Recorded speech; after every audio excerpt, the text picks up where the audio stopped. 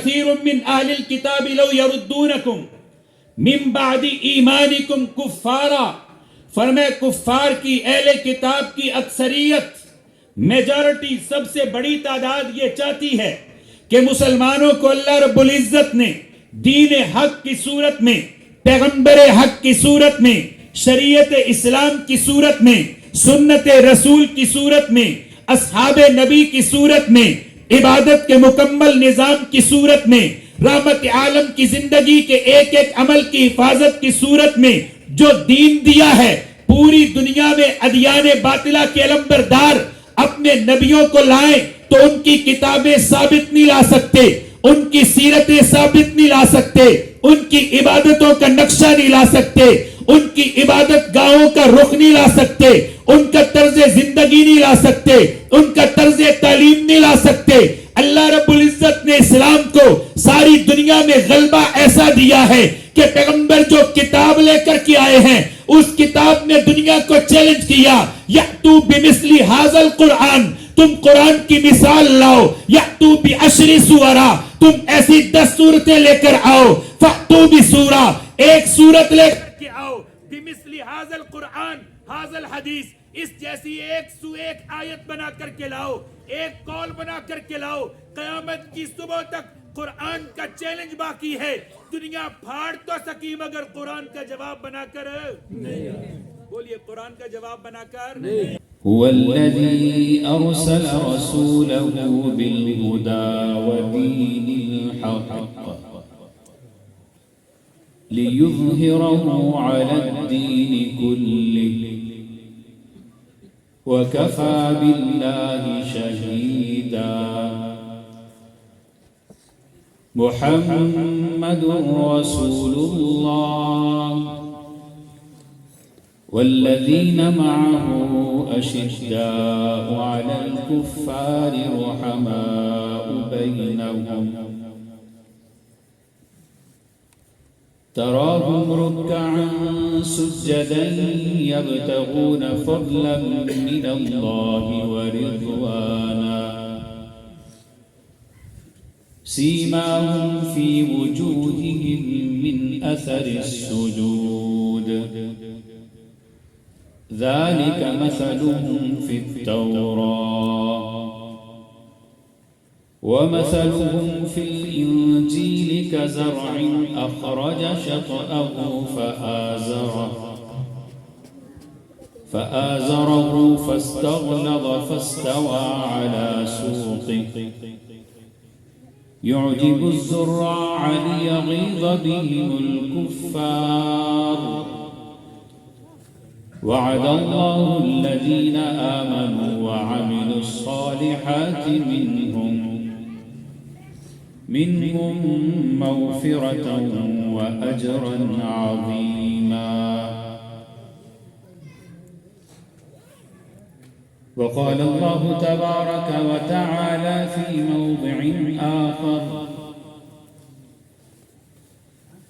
سبحان الذي أسرى بعبده ليلا من المسجد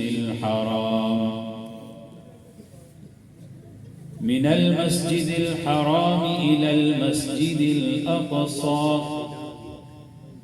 الذي باركنا حوله لنريه من آياتنا إنه هو السميع البصير.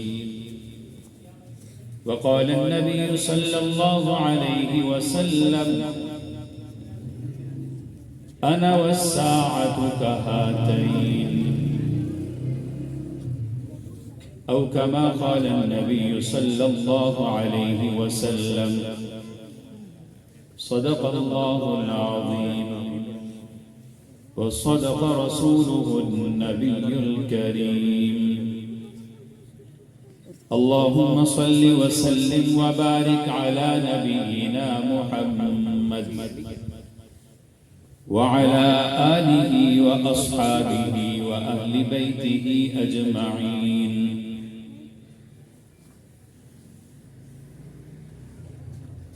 حضور آئے تو سر آفرینش پا گئی دنیا،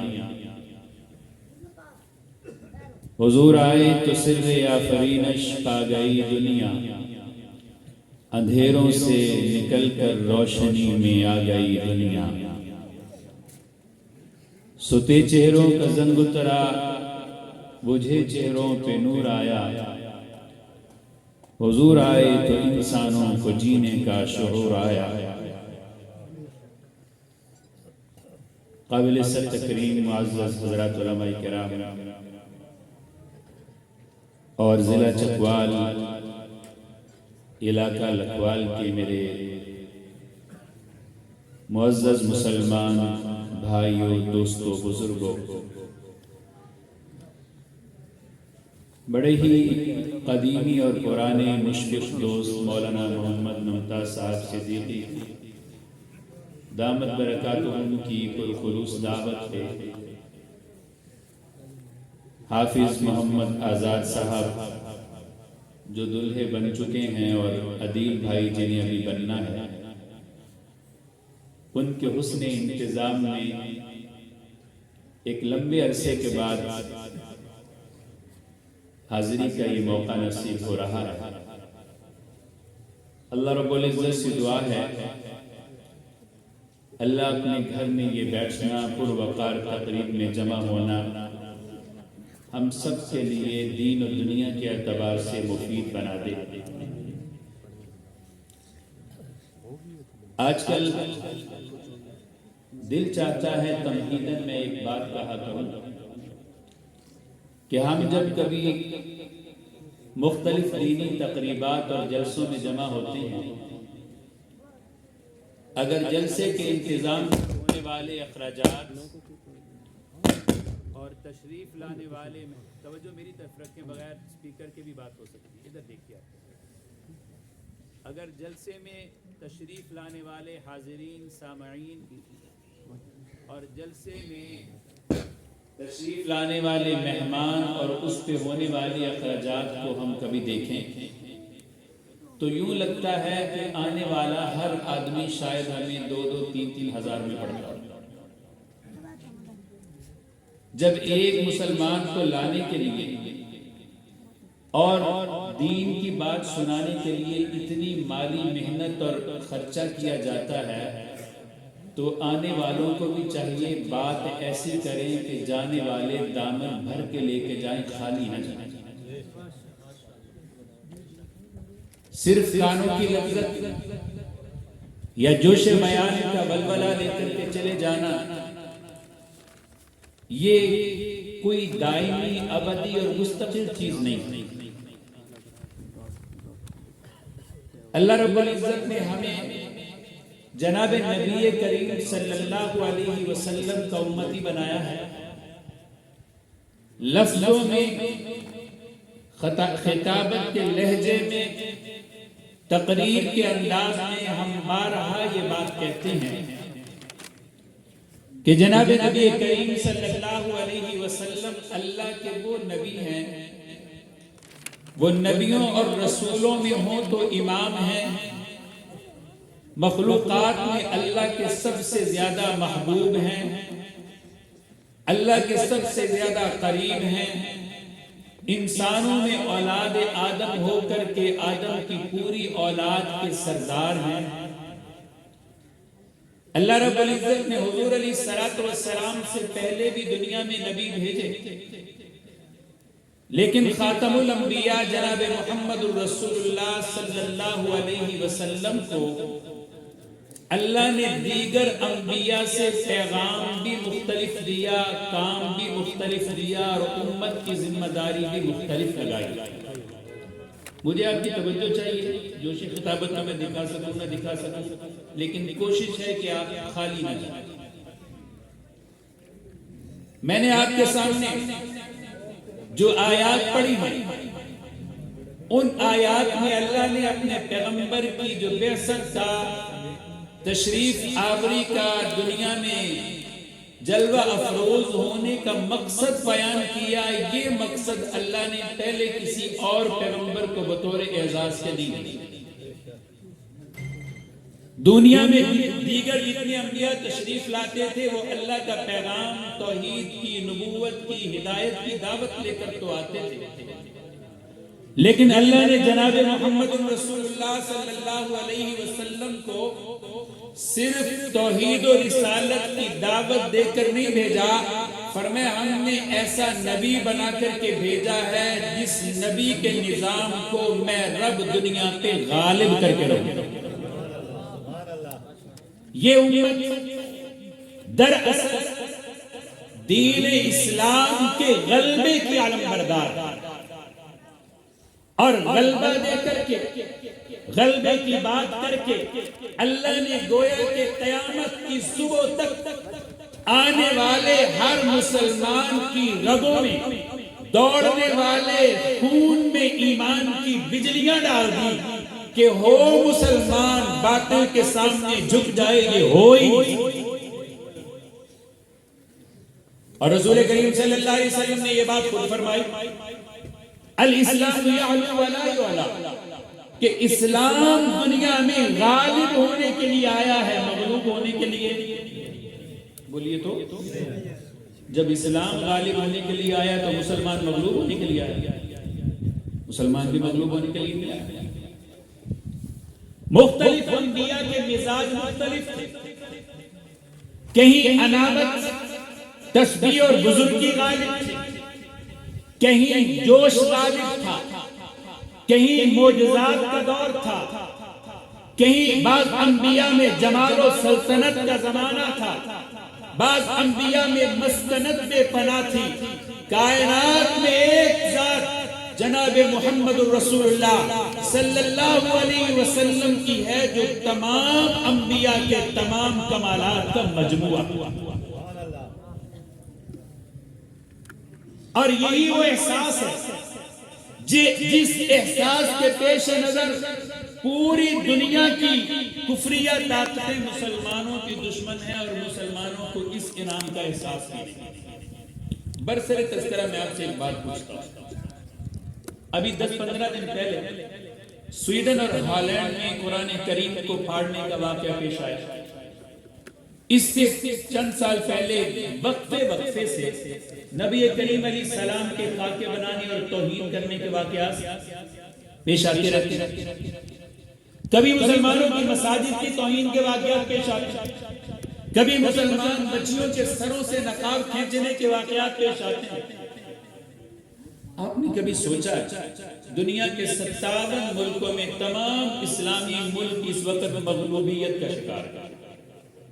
کہیں بات ہماری نہیں چلتی، کہیں حکم ہمارا نہیں چلتا، ملک ہمارا ہے، آرڈر ان کا ہے، معدنیات ہماری ہیں، اجازت ان کی ہے، پارلیمنٹ ہماری ہے، قانون ان کا ہے، بستیاں ہماری ہیں لیکن نظام ان کا ہے، عدالتیں ہماری ہیں، فیصلے ان کے ہیں، قوت ہماری ہے، استعمال ان کا ہے۔ جب اتنی مغلوبیت کا عالم ہے، آخر کون سا درد ہے کہ مغلوب کر کے بھی وہ ہمارے دین کی توہین سے باز؟ بات سمجھ بھی آ رہی ہے؟ بھی مغلوب کرنے کے بعد دو پہلوان آپس میں لڑیں، ایک دوسرے کو پچھاڑ لیں، تو جو جس کو گراتا ہے گرنے والے کو بعد میں تھپڑ تو کوئی نہیں مارتا، بعد میں لات تو کوئی نہیں مارتا، گھونسا تو کوئی نہیں مارتا، لیکن یہاں 57 اسلامی ملکوں کو گرانے کے بعد بھی کافروں کے اندر کا بغض ختم ہے۔ یار اس کی تو تھوڑی کم کرو نا، بات سمجھیں، مجھے تو سمجھانا ہے، نادان نہیں ہے۔ سنیے کہ 57 اسلامی ملکوں کے ہوتے ہوئے اور ایسے اسلامی ملک جو مغلوب ہیں پھر بھی ان کا درد کم کیوں نہیں ہوتا؟ کبھی سوچا ہے؟ اس کی وجہ یہ ہے کہ اللہ نے فیصلہ کیا تھا کہ میں آخری نبی ایسا بھیجوں گا کہ اس کے دین کو میں غالب کر کے رہوں۔ تو یا اللہ غلبے میں کیا ہوگا؟ فرمایا غلبے میں یہ ہوگا کہ پیغمبر جو کتاب لے کر آئے گا قیامت کی صبح تک دنیا اس کتاب کے خلاف لڑے گی، پھاڑے گی، لیکن اس کتاب کا جواب نہیں لا سکے گی۔ اور یہی بات قرآن کریم نے بیان فرمائی، وَدَّ كَثِيرٌ مِّنْ أَهْلِ الْكِتَابِ لَوْ يَرُدُّونَكُمْ مِنْ بَعْدِ إِيمَانِكُمْ كُفَّارًا، فرمائے کفار کی، اہل کتاب کی اکثریت، میجورٹی، سب سے بڑی تعداد یہ چاہتی ہے کہ مسلمانوں کو اللہ رب العزت نے دین حق کی صورت میں، پیغمبر حق کی صورت میں، شریعت اسلام کی صورت میں، سنت رسول کی صورت میں، اصحاب نبی کی صورت میں، عبادت کے مکمل نظام کی صورت میں، رحمت عالم کی زندگی کے ایک ایک عمل کی حفاظت کی صورت میں جو دین دیا ہے، پوری دنیا میں ادیان باطلہ کے علمبردار اپنے نبیوں کو لائیں تو ان کی کتابیں ثابت نہیں لا سکتے، ان کی سیرتیں ثابت نہیں لا سکتے، ان کی عبادتوں کا نقشہ نہیں لا سکتے، ان کی عبادت گاہوں کا رخ نہیں لا سکتے، ان کا طرز زندگی نہیں لا سکتے، ان کا طرز تعلیم نہیں لا سکتے۔ اللہ رب العزت نے اسلام کو ساری دنیا میں غلبہ ایسا دیا ہے کہ پیغمبر جو کتاب لے کر کے آئے ہیں اس کتاب نے دنیا کو چیلنج کیا، یأتو بمثل ھذا القرآن، تم قرآن کی مثال لاؤ، یأتو بعشر سورہ، تم ایسی 10 صورتیں لے کر آؤ، فأتو بسورہ، ایک صورت لے کر کے آؤ، بمثل ھذا القرآن ھذا الحدیث، اس جیسی ایک آیت بنا کر کے لاؤ، ایک قول بنا کر کے لاؤ۔ قیامت کی صبح تک قرآن کا چیلنج باقی ہے، دنیا پھاڑ تو سکی مگر قرآن کا جواب بنا کر نہیں۔ بولیے قرآن کا جواب بنا کر نہیں۔ یہ درد ہے یا اللہ، یہ درد کیسے؟ توجہ بھائی، یہ تو آتی جاتی رہے گی، توجہ۔ درد کس بات کا ہے؟ فرمایا حسدن، کیا لفظ استعمال کیا قرآن نے؟ سارے بولو کیا کہا؟ حسدن۔ یا اللہ یہ کیوں ایسا کرتے ہیں؟ فرمایا انہیں تم سے حسد ہے۔ اللہ حسد کس بات پر ہے؟ بات سمجھنے کی ضرورت ہے۔ ہمارے پاس کوئی سونے کے پہاڑ ہیں جو حسد ہے؟ ہمارے پاس کو تیل کے کنویں جو حسد ہے، ہمارے پاس ڈاکٹر اچھے ہیں جو حسد ہے، یا اللہ ہمارے پاس انجینئر اچھے ہیں جو حسد ہے، ہمارے پاس آرکیٹیکٹ اچھے ہیں جو حسد ہے، ہمارے پاس کوئی نظام سلطنت ہے۔ فرمائے نانا حسدم من عند انفسہم، ان کو تم سے حسد ہے۔ حسد کس بات کا ہے؟ فرمائے من بعد ما تبین لہم الحق، تمہیں تو اس بات کی خبر نہیں لیکن انہیں اس بات کا پتہ ہے کہ دین حق کی دولت تمام انبیاء کے آنے کے بعد دین حق کی دولت اور ہدایت دنیا میں صرف مسلمانوں کے پاس ہے۔ ہم نے کبھی اس نعمت پہ شکر کیا اللہ کا؟ الحمدللہ علی دین الاسلام ہماری زبان سے کبھی نہیں نکلا۔ اب سوچے تو صحیح، قرآن کریم کتاب ہے، قرآن کریم آیتیں ہیں، قرآن کریم حروف و الفاظ ہیں، قرآن کریم نے تو چیلنج کیا کہ لڑتے کیوں ہو؟ لڑتے جواب لاؤ، یأتو بحدیث مثلی، ایک آیت لاؤ، ایک سورت لاؤ، 10 سورتیں لاؤ، کتاب کا کچھ حصہ بنا کر کے لاؤ، لڑتے کیوں ہو؟ لیکن 1400 سال سے زیادہ وقت گزر چکا، دنیا اس قرآن کی تعلیمات سے ٹکریں لگا کر کے جنگ لڑ کے کافروں نے لاشیں تو اٹھائیں مگر قرآن کا جواب۔ ہمیں بھی کبھی اس نعمت کا احساس ہوا؟ قرآن کہتا ہے تبین لہم الحق، ان کو اس بات کا احساس ہے کہ دین حق وہی ہے جو محمد لے کر کے آئے صلی اللہ علیہ وسلم۔ جبھی تو خاکے بناتے ہیں، جبھی تو قرآن کریم کو پھاڑنے کی سازش کرتے ہیں، اہانت کا اتنا بدترین عمل کرتے ہیں۔ اسی کا نتیجہ تو ہے نا، کبھی مسلمانوں کی مساجد کی توہین کرتے ہیں، کبھی مسلمانوں کے طرز زندگی کا مذاق اڑاتے ہیں۔ اللہ نے فرمایا انہیں پتا ہے کہ ان تمہارے پاس حق ہے، تم بھی احساس کرو تمہارے پاس دین حق ہے۔ اور دنیا میں یہ بہت بڑی دولت ہے، انسان کو یقین ہو کہ میں دین حق کا علمبردار ہوں، پھر جان دیتے ہوئے بھی سر فخر سے بلند ہوتا ہے، شرمندگی نہیں ہوتی۔ یہ اعزاز ہے خاتم الانبیاء کا صلی اللہ علیہ وسلم۔ اللہ رب العزت نے، میں نے کہا جتنے انبیاء تھے ان انبیاء کے امتیازات کو جناب نبی کریم کی ذات میں جمع کر دیا۔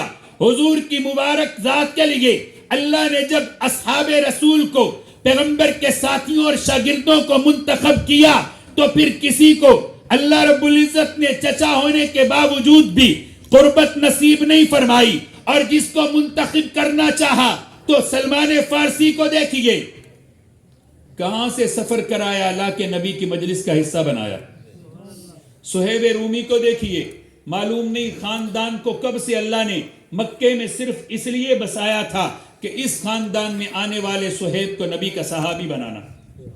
جناب بلال حبشی کو جس کے نام کے ساتھ حبشہ لگا ہوا ہے, پتہ نہیں اس کی نسل کو کب سے لا کر کے اللہ نے مکے میں بسایا ہے, اس لیے کہ حضور علیہ الصلوۃ والسلام کا صحابی بنانا ہے. حضور علیہ الصلوۃ والسلام کی اگر ہم مجلس و محفل کو دیکھیں تو پیغمبر کے صحابہ میں کوئی روم سے آیا ملتا ہے, کوئی فارس سے آیا ملتا ہے, کوئی شام سے آیا ملتا ہے, کوئی عراق سے آیا ملتا ہے. سمجھ آیا کہ جیسے اس پیغمبر کی جماعت دنیا کے مختلف علاقوں کا مجموعہ ہے, پیغمبر کی ذات بھی انبیاء کی خوبیوں کا مجموعہ.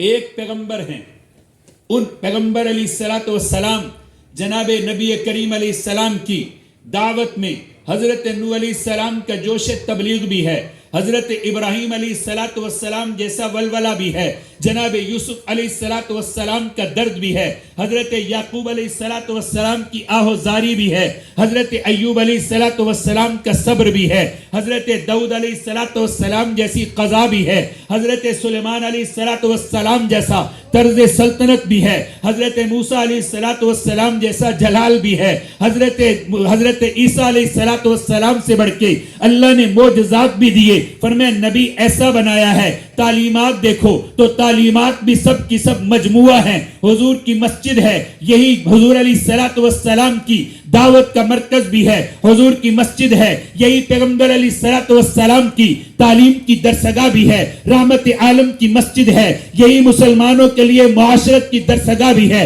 حضور کی مسجد ہے, یہی پیغمبر کی طرف سے جانے والے لشکروں کا GHQ بھی ہے. حضور کی مسجد ہے, اسی مسجد کے اندر اصلاح و تبلیغ کا کام بھی ہوتا ہے, جہاد و قتال کی دعوت بھی دی جاتی ہے. یہیں سے قضاء کے فیصلے بھی ہوتے ہیں تاکہ امت کو پتا چلے پہلے نبیوں میں سے کوئی صرف دعوت لے کے آتا تھا, کوئی سلطنت لے کے آتا تھا, کوئی جوش تبلیغ لے کے آتا تھا, کوئی قضاء کی عظمت لے کے آتا تھا, کوئی سلطنت کا معجزہ لے کے آتا تھا. انسانیت کا پورا نصاب زندگی محمد الرسول اللہ لے کر آئے. جبھی تو اللہ نے کہا لیظہرہ علی الدین کلی. مسلمانوں فرمایا اپنے دل میں یہ احساس پیدا کرو, اللہ نے ہمیں جو پیغمبر دیا, جو دین دیا, وہ مغلوب ہونے کے لیے نہیں, غالب ہونے کے لیے بھیجا. کس لیے بھیجا؟ بول دیں اگر آپ کا دل چاہتا ہے اسلام غالب ہو. کس لیے بھیجا اللہ نے؟ غالب ہونے کے لیے. اور ہمارے حالات غلبے والے ہیں؟ ہمارے حالات تو بڑے بدترین ہیں, غلبے والے نہیں ہیں. بلکہ یہ رجب کا مہینہ بڑا عجیب مہینہ ہے. اس مہینے کے اندر اللہ رب العزت نے رسول کریم صلی اللہ علیہ وسلم کو معراج کا سفر کرایا. معراج کا معنی تو ویسے عروج اور بلندی ہے, لیکن سب نبیوں کو اللہ نے ان نبیوں کی ضرورت اور زمانے کے تحت معراج کرایا. حضور علیہ الصلوۃ والسلام کو اللہ نے معراج کرایا آسمان کی بلندیوں کی طرف. میں طالب علم ایک بات کہتا ہوں, ہر نبی کا معراج اور معجزہ ایسا ہے کہ آنے والی دنیا میں کوئی پیغمبر کے اس معجزے کا مقابلہ تو اللہ نے آسمان کی طرف معراج کرایا. کیوں؟ اس لیے کہ اللہ کو پتا تھا آنے والے زمانہ سیٹلائٹ کا ہوگا, سورج اور چاند کی طرف سفر کا زمانہ ہوگا. انسانیت کیا کرے گی؟ مریخ پہ جائے گی, مشتری پہ جائے گی, چاند پہ جائے گی, سورج کے قریب جانے کی کوشش کریں گے. فرمایا ہم ایک ہی رات کے تھوڑے سے حصے میں اپنے نبی کو اتنا بلند لے جائیں گے, قیامت تک آنے والی انسانیت نبی کے قدموں میں بھی نہیں پہنچ پائے گی. اتنی بلندی والی اور اتنی عظمت والی معراج کرائیں گے. اور معراج کے اس سفر میں قدم بقدم ہم امت کو عقائد کی اصلاح بھی دیتے جائیں گے. شب معراج کے خلاصے کے طور پہ کہتا ہوں, اللہ نے حضور کو معراج کرایا تو معراج کرا کر کے نبیوں میں پیغمبر کو بطور امام کھڑا کر کے اللہ نے نبیوں کی قیادت بھی اپنے رسول کو دی. سوتے رہو, سو جائیں, تکیہ لائیں, سو جائیں. اللہ نے قیادت بدلی معراج کے سفر میں. کیسے؟ ابراہیم علیہ السلام کے 2 بیٹے تھے, حضرت اسحاق اور حضرت اسماعیل. حضور کے آنے سے پہلے جتنے بھی نبی آئے سب اسحاق کی اولاد میں اسماعیل کی اولاد میں اکیلے حضور آئے اور سب کے امام ہو کر آئے. معراج کی رات میں اللہ نے پہلے تو قیادت بدلی. کیا بدلا؟ قیادت بدلی. پھر دوسرے نمبر پہ اللہ نے معراج کی رات میں رحمت عالم کو امام بنا کر کے تمام انبیاء اور قیامت تک آنے والے انسانوں کے لیے قبلے کی تعیین کا فیصلہ بھی کر دیا کہ سارے نبیوں جو بیت المقدس کی طرف منہ کر کے نماز پڑھتے تھے تم اس پیغمبر کے پیچھے کھڑے ہو جاؤ جس نبی کا قبلہ کعبہ ہے. جس نبی کا قبلہ کعبہ ہے. اور ذوق رہے تو میں آپ سے عرض کرتا ہوں کہ اللہ نے نبیوں کو بلا کر کے پیغمبر کے پیچھے کھڑا کیا. یہ سارے کے سارے نبی آئے عالم برزخ سے. کہاں سے؟ ابھی بھی سمجھنا ہے تو کوئی فائدہ نہیں. سارے کے سارے نبی آئے عالم برزخ سے. یہ مقتدی تھے. یہ مقتدی تھے. مقتدیوں کو بلایا گیا عالم برزخ سے. جب صفیں لگ گئی پھر امام بلایا گیا عالم دنیا سے. مقتدی آئے سارے عالم برزخ سے. امام گئے عالم دنیا سے. وہ سارے انتظار میں تھے. میرا عقیدہ ہے وہ آنے والے جو آئے تھے اپنی روحوں کو لے کر کے اور جسد کے ساتھ آئے تھے. اس لیے کہ اکیلی روحوں کی امامت تو نہیں ہوتی. روحوں کی امامت، روحوں کو صف بنانے کی ضرورت، روحوں کو پیچھے کھڑے ہو کر کے ہاتھ باندھنے کی ضرورت نہیں ہوتی. روحوں کے لیے اقامت اور اذان نہیں. میں پچھلے دنوں یہاں کی سفر پہ تھا. ایک مولانا فرمانے لگے کہ یہ جو نماز اللہ نے پڑھوائی تھی حضور سے یہ کون سی تھی؟ میں نے کہا یہ نماز اعزاز تھی. یہ اعزاز کی نماز تھی. اس لیے کہ سفر کا معراج کا سارا سفر ہی دراصل ترقی درجات اور اعزاز کا سفر تھا. ہر قدم پہ اللہ نے اپنے پیغمبر کو اعزاز دیا. سبحان اللہ. انبیاء سارے کے سارے عالم برزخ سے، امام عالم دنیا سے. یا اللہ اس دنیا میں تو ضرورت اس بات کی ہے مقتدی اور امام کا زمانہ بھی ایک ہو، مقتدی اور امام کا مکان بھی ایک ہو، مقتدی اور امام کی نیت اور یہ سب کچھ ایک ہونا چاہیے. لیکن یہ تو عالم برزخ سے آئے ہیں، امام عالم دنیا سے گیا ہے. آپ بتانا کیا چاہتے ہیں؟ فرمایا پیغمبر کی قیادت بھی بتانا چاہتا ہوں، انبیاء کے جسم کے ساتھ تعلق کو بھی بتانا چاہتا ہوں، اور ساتھ یہ مسئلہ بھی سمجھانا چاہتا ہوں کہ دنیا میں جتنے نبی آئے ہیں اپنی جگہ ان کا مقام، لیکن قبر صرف اسی آخری نبی کی رہے گی. دنیا اس پیغمبر کی قبر پہ جا کر کے اختلاف کا شکار ہو جائے گی. میں عالم برزخ سے نبی بلا کر کے عالم دنیا سے محبوب بھیج کر کے دنیا کو بتانا چاہتا ہوں یہ وہ نبی ہے جو دنیا میں رہ کر کے برزخ والوں کی امامت کر سکتا ہے تو برزخ میں جا کے دنیا والوں کا سلام بھی سن سکتا ہے. اللہ اکبر. جب یہ برزخ میں جائے گا اس نبی کا معاملہ ہی مختلف ہے. جب یہ برزخ میں جائے گا سلام کرنا جا کر کے تو شک نہ کرنا 4 فٹ نیچے ہے. کیسے سنتا ہے؟ کہا یہاں تو 4 فٹ کا فاصلہ ہے، وہاں تو برزخ اور دنیا کا فاصلہ ہے. یہ ان کا اعزاز ہے. اللہ نے قیادت بدلی اور اسی قیادت کے نتیجے میں پھر مسلمانوں اور کافروں کے درمیان یہ سلسلہ شروع ہوا. آج تک سارے بنی اسرائیل کے ماننے والے عیسائی بھی یہودی بھی ایک طرف ہیں، مسلمان دوسری طرف ہیں. اللہ رب العزت نے رحمت عالم کو اسی معراج کے سفر میں اعزاز سے نوازا. اعزاز کیا دیا؟ فرمایا صرف دنیا کو ہم نے اپنے پیغمبر کے لیے سمیٹا نہیں ہے. حضور مکہ سے چلے ہیں، مسجد اقصیٰ تک تشریف لائے، پھر مسجد اقصیٰ سے آگے کا سفر کیا. کسی نے سوال کیا، اس نے کہا صاحب مسجد اقصیٰ تک کا سفر تو قرآن کہتا ہے سبحان الذی، قرآن کہتا ہے سبحان الذی اسریٰ بعبدہ لیلا من المسجد الحرام الی المسجد اقصا, مسجد حرام سے مسجد اقصا کا سفر تو ہمیں پتا ہے, لیکن وہاں سے آگے کے سفر کو ہم کیسے مانیں؟ کوئی کہتا ہے خواب ہے, کوئی کہتا ہے نہیں بس سپنا دیکھا تھا. قرآن نے کہا نانا, یہ سپنا اور خواب نہیں, سپنے اور خواب میں تو دنیا کہیں بھی جا سکتی ہے, یہ حقیقت ہے, اور حقیقت بھی ایسی ہے جسے اللہ نے سبحان کے لفظوں سے بیان کیا. مکے سے رحمت عالم کا اقصا تک جانا یہ بھی ربیع علیہ السلام کا معجزہ ہے, اور اقصا سے آگے کا سفر بھی قرآن نے الگ کر کے ذکر کیا. مسجد اقصا تک کا سفر سورہ بنی اسرائیل میں ہے, وہاں سے آگے کا سفر سورہ والنجم ہے. والنجم اذا ہوا ما ضل صاحبکم وما غوا وما ينطق عن الهوى. جہاں اللہ نے زمین کا سفر ذکر کیا وہاں لیلن کی بات کی. لیلن ایک رات کے کچھ حصے میں پاک ہے وہ رب جو اپنے پیغمبر کو مکہ سے مسجد اقصا لے گیا, لیکن جب وہاں سے آگے کا سفر شروع کیا تو جب اللہ نے اس کا تذکرہ کیا پھر لیلن نہیں بولا, تاکہ پتا چلے یہاں سے آگے کے سفر میں نہ رات ہوتی ہے نہ دن ہوتا ہے, محض سفر ہوتا. اللہ کے علم میں تھا نا کہ زمانہ آئے گا لوگ مریخ پہ جائیں گے, دنیا کے ان حدود کو توڑ کر کے کوئی مشتری پہ جانے کی باتیں کرے گا, چاند پہ جانے کی باتیں کرے گا کہ ہم خلائی شٹل میں بیٹھ کر کے چلے گئے. اس سے آگے تو نہ رات تھی نہ دن تھا. قرآن نے اس تذکرے کو الگ ذکر کیا تاکہ قیامت میں بلکہ آنے والی دنیا میں کوئی ترقی یافتہ آدمی یہ نہ کہہ سکے کہ ہم تو نہیں مانتے. اللہ نے جہاں حضور کے معراج میں اقصا سے آگے کا سفر کیا تو دن اور رات کا تذکرہ نہیں, اور آج جانے والے بھی اس کی تصدیق کرتے ہیں.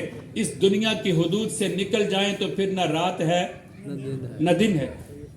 اور یہاں پہ ایک بات اور بھی سمجھ لیں, ہم مسلمان اس بات کا عقیدہ رکھتے ہیں کہ جناب عیسیٰ علیہ السلام آئیں گے. بے شک آئیں گے. مرزا عیسیٰ ہے یا عیسیٰ آئیں گے؟ جو کہتے ہیں آئیں گے بولے ذرا حضور سے. آئیں گے. حضرت عیسیٰ علیہ السلام آئیں گے, آسمانوں پر زندہ ہیں, اور حضور نے فرمایا آئیں گے بھی ایسے کہ جب تمہارے پاس آئیں گے دمشق کی مسجد کے مینار سے اتریں گے, دمشق کی مسجد کے مینار سے اتریں گے. اور یہ دمشق کی مسجد کے بھی کیا کہنے ہیں. حضور علیہ السلام نے فرمایا دمشق کی مسجد کے مینار پہ اتریں گے. اتنی بات کہنے سے پیغمبر نے امت کو 3 خبریں دے دی. اس وقت تک تو دمشق فتح بھی نہیں ہوا تھا. پہلی بات بتائی عیسیٰ آئیں گے, ایک معجزہ. اس وقت دمشق فتح نہیں ہوا تھا, یہ بھی بتا دیا دمشق فتح. پھر اور بات بتائی وہاں ایک مسجد بھی, اس کا ایک مینار بھی, اور پھر اس مینار پہ جب عیسیٰ علیہ السلام اتریں گے یہ بھی بتا دیا کہ دمشق تمہارے قبضے میں ہی رہے گا انشاءاللہ. حق کی باطل کے خلاف لڑنے کی, دین اسلام کے لیے غلبے کی تحریکیں اس دمشق اور شام سے چلیں گی. عیسیٰ آئیں گے, فرمایا یوں آئیں گے کہ وہ غسل کر کے آسمانوں پہ گئے تھے, وہ پانی کے قطرے جو بالوں پر رہ گئے تھے آسمانوں کے اوپر جانے کے بعد جب دمشق میں اتریں گے وہ قطرے ویسے ہی بالوں سے گریں گے. وہ قطرے ویسے ہی گریں گے. کیوں؟ یہ قطرے پیغمبر کے بدن پہ لگیں گے, اور قطرہ سوکھ جائے تو موت ہے, تازہ رہے تو زندگی. بے شک نبی کے بدن پہ پانی کا قطرہ ہمارے اور آپ کے بدن پہ لگتا ہے تو سوکھ ہی جاتا ہے نا, لیکن پیغمبر کے بدن پہ پانی کا قطرہ لگے, قطرہ سوکھ جائے تو موت ہے, تازہ رہے تو پھر بھی نہ مانو تو کیا کریں, پھر بھی نہ مانو تو کیا کریں. اللہ رب العزت حضور علیہ السلام کو لے گئے آسمانوں کے سفر پر. لوگ کہتے ہیں کیسے گئے, کرہ ہوائی تھا, کرہ نار تھا, کرہ زمہریر ہے, کیسے گئے؟ علماء نے عجیب جواب لکھا, فرمایا ان کا جانا کمال نہیں, لے جانے والے نے اپنی ذمہ داری پہ کہا سبحان, پاک ہے جو لے گیا. حضور نے یہ نہیں کہا میں گیا, اللہ نے اس کو اپنی طرف منسوب کر کے سبحان الذی, سبحان وہ پاک ہے جو لے گیا. اور جب اس کے لے جانے پہ سوال آئے تو جواب کیا ہے, وہ لے جا سکتا ہے نہیں لے جا سکتا, لے جا سکتا ہے. کیا ان کا دعویٰ نہیں, یہ تو آگے تمہیں خبر بتا رہے ہیں کہ لے گیا اللہ. اور کیسے لے گیا؟ فرمایا ایسے ہی ان سارے کروں سے گزار کے لے گیا جیسے آدم کو جنت سے گزار کے زمین پہ لے آیا تھا. اگر آدم علیہ السلام سارے کروں سے گزر کر کے زمین پہ آ سکتے ہیں تو افضل الانبیاء سارے کروں سے گزر کر کے اس سفر پہ جا سکتے ہیں. اور اللہ نے یہ ذمہ اپنے لیا تاکہ امت کو یہ عقیدہ مل جائے کہ پیغمبر علیہ السلام کی معراج جسمانی تھی، خواب کی کہانی نہیں تھی. یہ خواب کی کہانی نہیں تھی. اس میں اللہ نے پہلے تو قیادت بنی اسرائیل سے لے کر کے بنو اسماعیل کو عطا کی، پھر اللہ نے قبلہ بدلا، اور پھر تیسرا اہم کام وہی جو میں قرآن میں آپ کے سامنے عرض کر رہا تھا، اللہ نے قیامت کی صبح تک کے لیے اقتدار بھی امت مسلمہ کو دیا. سبحان اللہ. حرم تو حضور کا تھا ہی تھا، لیکن مسجد اقصی میں امامت کے لیے کھڑا کر کے حضور نے، اللہ تعالیٰ نے اپنے نبی کی امت کو بتا دیا کہ آج کے بعد مسجد اقصی کے وارث بھی تم ہو، یہودی وارث. آج کے بعد پہلا قبلہ مکہ والا بھی تمہارا، اقصی والا بھی تمہارا. لیکن ہمارے دل میں تو کبھی اس کا درد اور احساس ہوا ہی نہیں. کاش ہم میں یہ احساس پیدا ہو کہ دین حق کی دولت، ایک میں مثال دیتا ہوں آپ کو.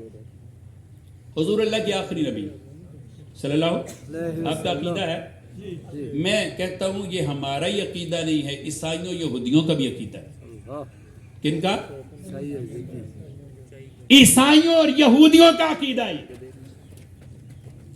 عیسائیوں اور یہودیوں نے یہ بات تسلیم کی. کیسے؟ عملاً تسلیم کی. بولیے کیسے؟ عملاً. توجہ رکھیں بھائی. آج کل ہمارے مسلمانوں کے حالات اس اعتبار سے بہت برے ہیں کہ یوٹیوب پہ کسی کا زور بیان دیکھ لیں تو کہتے ہیں شاید یہی حق پر ہے. اور بد نصیبی یہ ہے کہ مسجد سے، مدرسے سے، محراب سے، علماء سے ٹوٹ کر کے جب یوٹیوب سے دین سیکھیں گے تو پھر حالات ایسے ہی ہوں گے. ایک یوٹیوبر نے تبصرہ کرتے ہوئے کہا، اس نے کہا دیکھو عیسائیوں یہودیوں نے حضور کو سرے سے مانا ہی نہیں، سرے سے مانا ہی نہیں. مرزائیوں نے مانا تو ہے، لہٰذا میں مرزائیوں کا دفاع کروں گا، یہ چھوٹے کافر ہیں، عیسائی یہودی بڑے کافر ہیں. اور دیکھنے والوں نے نیچے ہزاروں کمنٹس کیے ہیں، بالکل مرزا صاحب آپ تو صحیح کہتے ہیں، آپ تو صحیح کہتے ہیں. کاش کی عقل سے سوچا ہوتا کافر بھی چھوٹا بڑا ہوتا ہے. کفر تو کفر ہوتا ہے، کفر تو کفر ہوتا ہے. جو کہتے ہیں میں قادیانیوں کے دفاع کروں گا، ان پہ سختی نہ کرو، دراصل وہ خود ہی قادیانی، وہ خود ہی قادیانی ہے. خدا کے لیے کسی کے زور بیان کو دیکھ کر کے متاثر نہ ہوا کیجئے. یہ مسجد مدرسہ ہے، جس نے محنت کر کے، جس نے کوشش کر کے، جس نے قربانی دے کر کے، جس نے دکھ اور درد اٹھا کر کے آج تک دین حق کا پہرا دیا ہے، مسلک علماء حق کا پہرا دیا ہے، امت کے عقائد کا پہرا دیا ہے. کہتا جی مرزائیوں نے مانا تو ہے، صرف ختم نبوت کا معنی بدلا ہے. میں کہتا ہوں عیسائیوں یہودیوں نے بھی مانا، حضور آخری نبی ہیں. مورخین کو اٹھائیے، قرآن کریم کو پڑھیے. بہت سارے یہودی اور عیسائی ہجرت کر کے مدینے میں اس لیے آئے تھے کہ آخری نبی آ رہے ہیں، آخری نبی. اور یہود تو خصوصاً آئے تھے کہ آخری نبی آ رہے ہیں اور وہ آئیں گے تو ہم ان کے ساتھ مل کر کے دنیا پہ حکومت قائم کریں گے. لیکن جب آخری نبی کریم جناب محمد الرسول اللہ صلی اللہ علیہ وسلم آ چکے تو آپ اپنے ذہن سے سوچیں، آج 1500 سال گزرنے کو ہیں. یہودی انتظار میں تھے آخری نبی آئیں گے، عیسائی بھی انتظار میں تھے کہ عیسیٰ علیہ السلام نے بتایا آخری نبی آئیں گے. 1500 سال گزر گئے. حضور کے آنے کے بعد یہودیوں عیسائیوں میں سے بھی کسی نے نبوت کا دعویٰ کیوں نہیں کیا؟ پوچھو ان سے.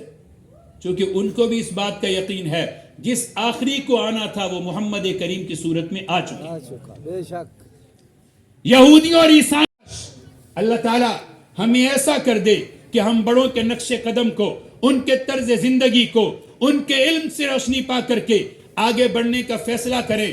پھر یہ مسجد مدرسہ جو دین کی اصل بنیاد ہے، خدا کی قسم ہر مسجد کے ممبر و محراب سے اگر قاضی مظہر حسین رحمہ اللہ جیسے درد کی آواز لگنے لگے تو پھر کسی یوٹیوبر کی کوئی حیثیت نہیں، پھر کسی انٹرنیٹ اور سوشل میڈیا پہ کسی کے کمنٹس کی کوئی ضرورت نہیں. آج تک دین ممبر و محراب کی برکت سے باقی رہا اور ممبر و محراب کی مسجد سے قیامت برکت سے باقی رہے گا. یوٹیوب سے مت سیکھیے, وہاں بیٹھنے والے ہر بندے کو اپنا قبلہ و کعبہ مت بنائیے. علماء سے جڑیے, مدارس میں آ کے بیٹھیے, محراب کی بات سنیے اور اپنے بزرگوں کو پڑھیے جن کی زندگیاں اہل سنت اور علماء دیوبند کی فکر کے پہرے میں گزر گئی.